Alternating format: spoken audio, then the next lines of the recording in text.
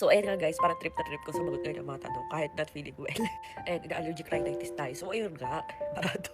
Sabi niya, may recognition ngayon sa pila ba yan? So, kanina nga, nagsimba kami sa pila kasi kahapon, sabi ng asawa ko, tinuro niya yung 8-8 pa ba yun? Yung parang hot spring doon sa Laguna. Sabi niya, doon daw kami nag-reception, 1 hour away doon sa pinagkasana namin sa Pila Church. And bumalik naman daw kami doon para makapagsimba kasi ang tagal na nung last na punta namin doon. Last ata nung kinasal nga kami. So, ayun, kaya biglaan kami natulog, wala kaming dalang damit. Doon kami sa Laguna natulog. And kakauwi lang namin kanina. So, yun nga sabi niya, recognition ngayon sa pila ba yan? Alam niyo, nagulat ako, sabi ko, ano ba yun? Bakit ang daming tao? Tapos may sabi sa kasamahan namin, ano daw kasi first Friday of the month daw Makataw. Tapos, yung pagpunta ko doon, ang dami tao nagulat si Buntis. Kasi ang dami namin nagpapapicture nga, nahihilo ko kasi ang init kanina. Tapos, ayun, parang bigla ko naging ninang ng mga graduate. Nagpapicture sa kayong mga bata doon. So ako, umalis agad kami doon sa parang maraming tao. Tapos lumipat kami doon sa may likuran. Doon kami yung natin kandila, nag-pray kami sa chapel. Buti na may chapel doon kasi puno talaga hanggang labas ng mga estudyante graduate. Recognition pala. Pero ayun, ang sarap na sa pakiramdam na after a long time, yun na doon kami kinasal. Ayun, kanina ang prinay ko lang naman is yung more blessings. Tapos nagpasalamat syempre ako sa dami ng blessings na binibigay sa pamilya ko. And syempre good health sa family, sa loved ones. More money, ganun. Tapos nagpapasalamat ako doon sa simbahan. Sabi ko nga, thank you kasi doon nila binigay sa akin yung lalaking mapapangasawa ko ng mga kapabuhay na maging ama ng mga anak ko. Doon talaga may sakramento ng kasal, yung inyong pagsasama talagang grabe. And alam nyo ba guys, na yung Pila Church kasi, di ba talaga kasi ako taga Laguna. Yung asawa ko yung pumili na doon kami ikasal kasi iba talaga. So, na-amaze din talaga ako sa ganda ng Pila Church. Kaya ayun, doon kami kinasal. Kahit napakalayo.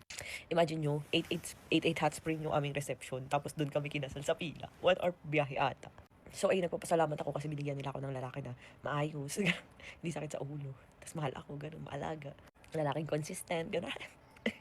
Ayan, consistent ang kasulitan. Kasi yun nga kanina, nung kahapon, nag-ilog kasi kami. Kasi yung parang gusto namin mag-ilog. Alam nyo ba guys, dati hindi ako nag-iilog kasi nga syempre, lumaki ako sa Lucena, pero elementary high school. Tapos nag-college ako sa Manila. So, ibig sabihin parang laking Manila din talaga ako halos. Yung wala mag-college ako hanggang magka-business.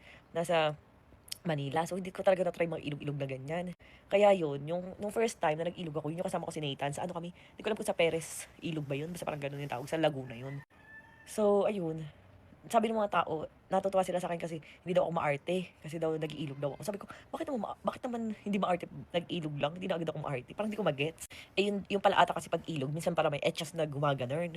Hindi ko naman, kasi yung inaanuhan naman namin, medyo naman yung inaanuhan namin. Tapos parang merong tulay, medyo buwis buhay ka lang yung tulay doon, ganun. So, ayun, dinala ko ng asawa ko sa ilog. And na-enjoy ko talaga kasi hindi ko nararanasan yung mga ganung bagay. Kasi nga, si Papa medyo sobrang strict talaga nun. Hindi naman ako gala din eh. Hindi talaga ako yung parang gumigimik with friends or nagagala or what, ganyan. So talaga ako taong bahay school, SM. Yan, sa Quantum, laking Quantum. So ayun, kaya nung naranasan ko mag-ilog-ilog, ako naman nag-enjoy. Sabi ko talaga, ang saya din pala, ganun. Kaya yun, pagka may time kami, nag-iilog kami sa Laguna. Nung minsan nagbato hot spring, kineme kami. Kasi sobrang lamig, hindi ko kaya lumubog. Buntis ako ngayon, syempre, diba? So, first time, dun sa MB ano nga yun? Basta parang pinag-swimmingan namin. First time na natuwa ako kasi nga buntis ako. Wala na yung akyatan, wala nang masikip na daan, or parang buwis buhay na tulay. Kasi syempre may kasama mga bata. First time na Morales ata, parang ganun. Doon kami nag-swimming. And noong time na yun, kami lang yung nandun. Pero may time na parang may mga nandun na rin. Pero nung una kami lang, maaga kasi kami. Kaya nga ako'y parang nangitim kasi wala akong dalang sunscreen. Tapos nagbabad kami ng asawa ko. Kasi parang pagpunta doon, gusto na agad ng asawa ko, tara mami, tara. Sabi ko, ang init. Pero syempre, no choice. Ayan, bibibitins. Ayun, kaya, ayan. Feeling ko ang hapdi ng balat ko. Tapos parang feeling ko nag-brown tayo. Well, ayan, mabilis lang tayo pumuti kasi tamang kiss lang ng mga products, Rosemary products. Ayun. So, ayun, nakaka-enjoy. And meron na kaming gala. Ayun, tinanong nga kaming inay kung kamusta man daw kami mag-asawa. Sabi ko, si inay, yun yung parang isa sa guardian ng asawa ko. So, sabi ko sa kanya, ito na, okay pa rin. Hindi kami nag-aaway talaga.